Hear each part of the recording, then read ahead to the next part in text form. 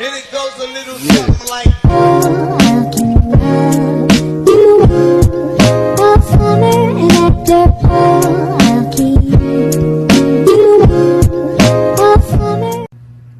Hello, I am Chanela Jean Bulataw, and we're gonna talk about air and air pollution. As we all know, air is what we breathe in order for us to live. It sustains life and growth. Air consists one of the main life-sustaining gas called oxygen. Almost all of living things breathe in and breathe out this air.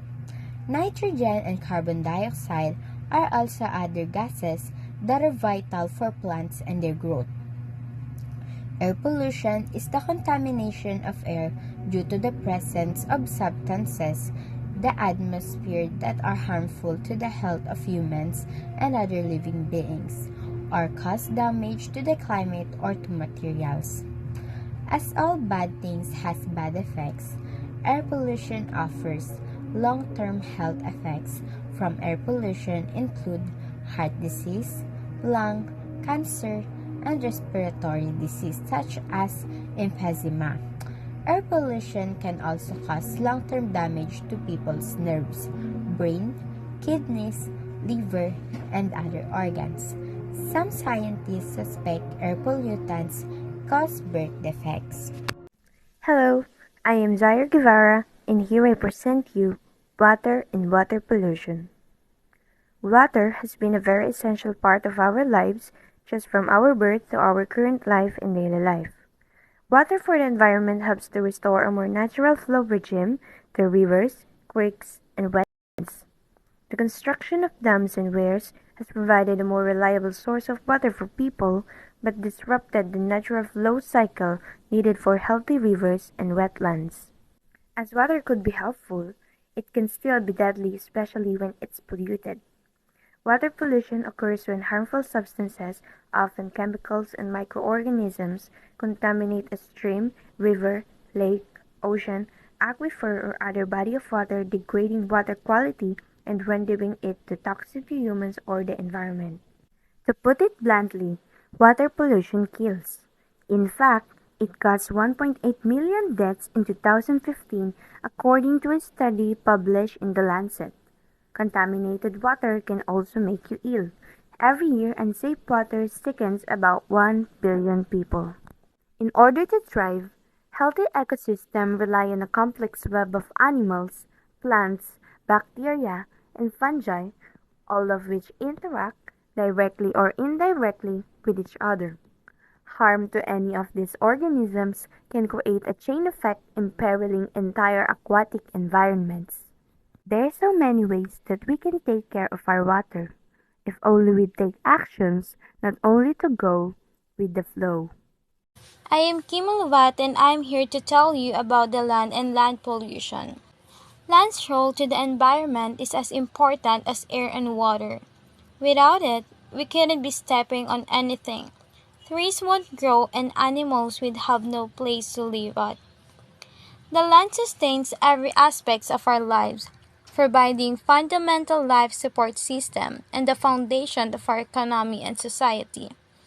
It is the place we stand and also the place we act. It is where we make decisions that affect not just the land but also water, oceans, air, atmosphere, and the life they support. As much as important, I think we're forgetting how much it affects us. The land pollution that we cause is what kills it. Land pollution refers to the destruction or a decline in quality of the Earth's surface as a result of human action. This could include anything from mining to agriculture to building, and consequences and may be intentional or unintentional. Land pollution includes legacy pollution, illegal dumping, and litter. Water becomes undrinkable. Our land becomes weaker to support and nurture our trees. Climate change and increased wildfires and many more deadly effects that gradually kills us over time. The land is not just as sturdy as we may think. I think it's time that we become sturdy at it. Silence is a fundamental part of our everyday lives, as it helps us in so many ways we can imagine. Stress is reduced with a quiet environment, increasing relaxation and, and decreasing anxiety, even on a stressful day. A quieter home also makes it easier to concentrate. This can be a great benefit whether you're trying to focus on work, solve a problem, or communicate better with your family. But the peace that silence provides can be shattered by what we call noise pollution. The natural environment, or the natural world, encompasses all living and non living things occurring naturally, meaning, in this case, not artificial. Natural life, such as us, are the ones mostly responsible for helping our Mother Earth thrive. We have to protect our world from such pollutions in air, water, land, and noise. Land, in which we step on and get most of our resources from. Land resource extraction can be harmful in so many ways. Ways to take care of it includes reducing land emissions, doing the reduce, reuse, recycle practice, practicing reforestation and deforestation, using organic fertilizers, an integrated pest control method, and crop rotation that can all be used by farmers.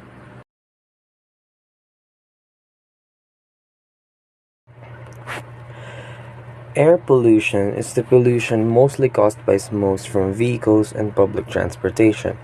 One way to face it is to drive less. In favor of public transportation, biking or walking helps decrease air pollution. Also, using cars with increased fuel efficiency or electric cars that do not rely on fossil fuels can decrease the amount of pollution we are contributing to the atmosphere.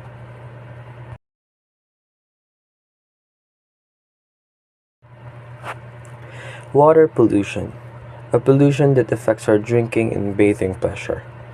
Water makes up a huge percent of our world, that alone makes it so important.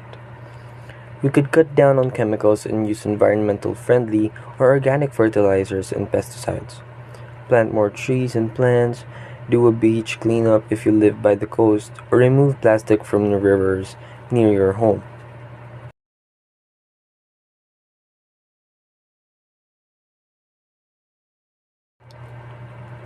And finally, noise pollution.